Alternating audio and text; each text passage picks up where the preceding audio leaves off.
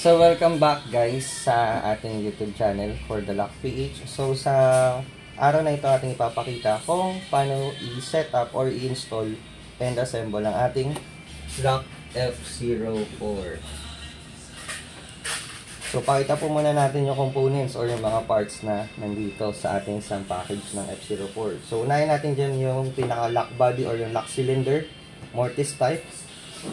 Meron din siyang kasamang mechanical keys. So, 2 unique keys at isang cylinder key. Square bar, deadbolt flat bar, 5 screws in total para po yan sa mechanism at 4 screws naman po para sa ating mortise.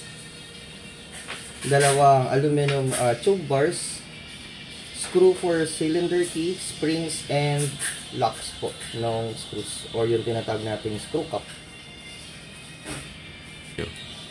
So, simulan na natin yung pag-assemble, no? So, sa umpisa, ito yung pinakauna natin, no? Ating mortise.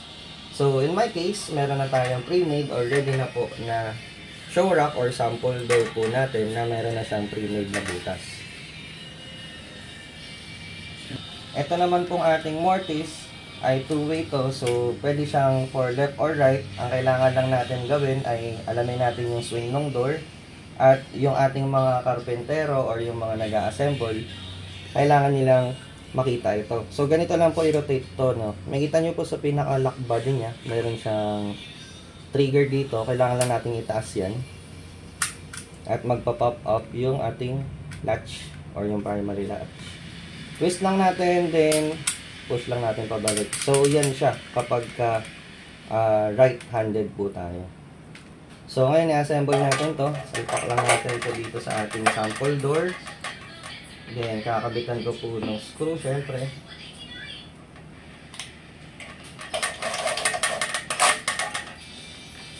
Kakabit lang po natin itong mga screws na to.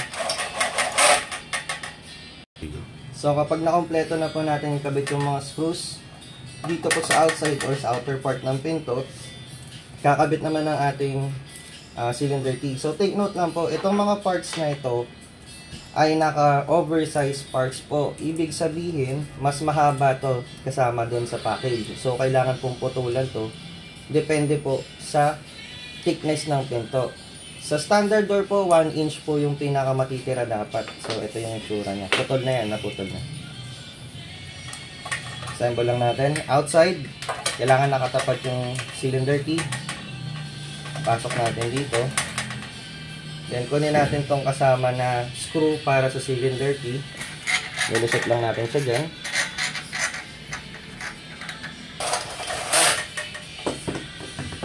Once na makabit na po natin yung ating cylinder key, kailangan naman po natin kunin ang ating front panel.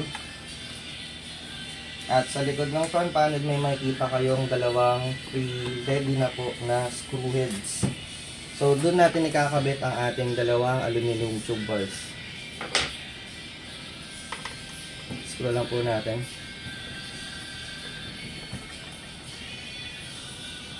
Then, ganun din po sa baba.